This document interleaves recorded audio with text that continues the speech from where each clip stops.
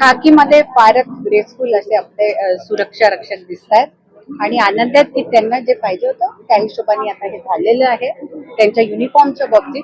आणि आज त्यांच्यासाठी एक वेलनेस कॅम्प असा आयोजित केला गेला। दिव्यज फाउंडेशन, लेबर डिपार्टमेंट, त्याच्यात संदीप गुगेजींनी पण कोऑर्डिनेशन केलेलं आहे। तर मला आनंद आहे की वॉकहार्ट हॉस्पिटल असो किंवा बॉम्बे हॉस्पिटल याच्या डॉक्टर्सनी आम्हाला जॉईन केलेला आहे याच्यासाठी आणि एक चांगला असा होलसम असा कॅम्प आज इथे पार पडतोय। जीवाची बाजी लावून अनेक ठिकाणी लोक जे रिटायर होतात त्यांच्या रिटायरच्या नंतर देखील भविष्यात त्यांच्या कुटुंबासाठी काय सरकारकडनं काय मागणी असणार, वेगवेगळ्या योजना त्यांना राबवल्या त्याच्यात ऑलरेडी मला जेवढं माहित आहे त्याच्यात योजना आहेत, त्या अजून पूरक होण्यासाठी खूप स्कोप आहे, पण ते मला वाटतं ते होईल येणाऱ्या दिवसांत। भविष्यात का नवीन विमा यांच्यासाठी या पगारामध्ये वाढ काय लक्ष लागेल? पगारात वाढ तर त्यांची होत राहते आणि विमा मला वाटतं त्यांचा असा जॉईंट जो इन्शुरन्स असतो, ग्रुप इन्शुरन्स ते आहेत आणि मला वाटतं की अजून काही जर द्यायचं असेल तर त्यांच्या पोस्ट रिटायरमेंट जसं तुम्ही म्हटलं त्यात काही जर मंथली इन्कम मध्ये वाढ करता आली तर आपल्याला करता येऊ शकते। पण अजून एक गोष्ट की जसं मी आता सांगितलं की NSC याचं एक वर्कशॉप होणार आहे यांच्या बरोबर, तर स्वतःची जी अर्निंग आहे, इन्कम आहे त्याच्यात वाढ आपण कसं करू शकतो, ती इन्कम आयडल न ठेवता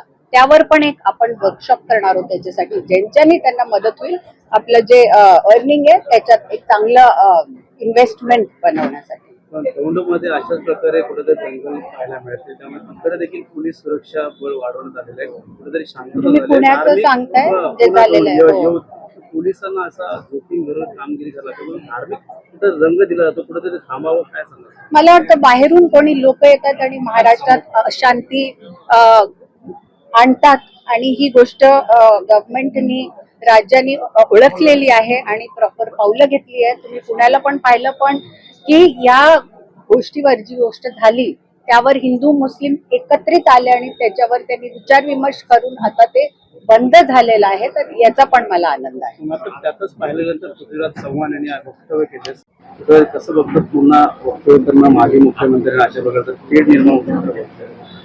मला वाटतं आपण सगळे आपलं हे एक राष्ट्र आहे, अशी खूप कमी राष्ट्र आहेत, कमी देश आहेत आता जे हिंदू झाले आहेत। तुम्ही प्राण्यांची पण जे स्पीसीज जी एक्सटिंक्ट होत चालली आहे त्यांचं पण संवर्धन करता। इथे आपलं एक मात्र पाहायला गेलं तर हिंदू राष्ट्र आता राहत आहे, त्यात पण तुम्ही हिंदूजला टेररिस्ट म्हणाल, म्हणजे तुम्ही स्वतःच्या रिलिजनला सपोर्ट नाही करणार तर कोणाला सपोर्ट कराल? मग हिंदू आपला रिलिजन आहे आणि आपण दुसऱ्या रिलिजन्सचा पण कास्टचा आदर करतो रिलिजन्सचा, पण आपल्याला आपल्या रिलिजनचा जो एक प्राईड असायला पाहिजे ती खूप जरुरी आहे। आषाढी निवडणूक आल्या की धार्मिक रंग द्यायला सुरुवात होते कुठेतरी, थांबणं गरजेचं आहे। मला वाटतं धार्मिक गोष्टी त्याच्यावर जे मुद्दे बनवले जातात ते थांबवणं जरुरी आहे आणि त्यासाठी तुम्हाला अशा गोष्टी करणं जरुरी आहे। योग, चांगलं रीडिंग, मेडिटेशन, तर तुम्ही चांगल्या रस्त्यावर राहा। एबीपी माझा, उघडा डोळे बघा नीट।